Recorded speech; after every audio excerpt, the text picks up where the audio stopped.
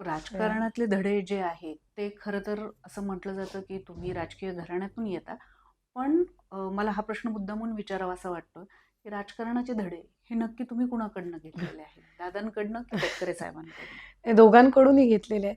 कारण लहानपणापासून आपण ज्या घरामध्ये वावरतो, खरं तर माझा लहानपणी वडिलांसोबतचा सहवास फार मर्यादित होता. कारण आम्ही शाळेत असताना, लहान असताना वडिलांचं राजकीय क्षेत्रातला तो संघर्षात म्हणजे पूर्ण संघर्षातला त्यांचा तो काळ होता.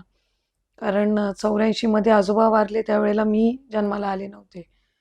अचानक ते वारल्यानंतर त्यांनी 6 महिन्यातच निवडणूक लढवली वडिलांनी. पण ते निवडणुकीत पराभूत झाले. त्याच्यानंतर त्यांनी युवक अध्यक्ष म्हणून काम केलं. मग नंतर 90ला त्यांना संधी मिळाली नव्हती. 92ला ते अध्यक्ष झाले तेव्हा मला वाटते मी 3, 3.5, 4 वर्षाची असेन. सो आय स्टिल रिमेंबर वेगली. पप्पा अध्यक्ष होऊन आले, निवडून आले त्यावेळेला त्यांनी मला गेटवरच असं उचललेलं होतं वगैरे. त्या थोड्या वेग मेमरीज आहेत. आणि त्यावेळेला त्यांचा तो पूर्ण संघर्षात्मक काळ असल्यामुळे लहानपणाच्या आमच्या फारशा काही त्यांच्यासोबतच्या मेमरीज या नव्हत्या. अगदीच आम्ही महिन्यातून वगैरे एकदा त्यांना भेटलो तर किंवा अगदीच जर आम्ही ठरवलं की 12-1 वाजता ते घरी यायचे, जेवून आलेले नसायचे, तर ते आपण थांबावं त्यांच्यासाठी. म्हणजे नाही का असं हं, त्यावेळेला हं. म्हणजे लहान असताना वगैरे. तरच जर त्यावेळेला 2 मिनिटं भेट झाली तर.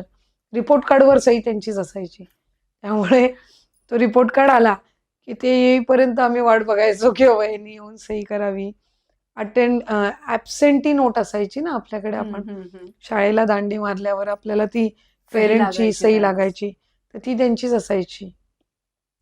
तर मग त्यामुळे त्यावेळेला भेट व्हायची त्यांची. शक्यतो मी आणि बाई रिझल्ट वगैरे ना, त्या आले शनिवार, रविवारी हॉलमध्ये गर्दी असतानाच घेऊन जायचो. म्हणजे फार काही बघायला चान्स नाही चान्स मिळणार नाही असं. मिळणार वगैरे असं.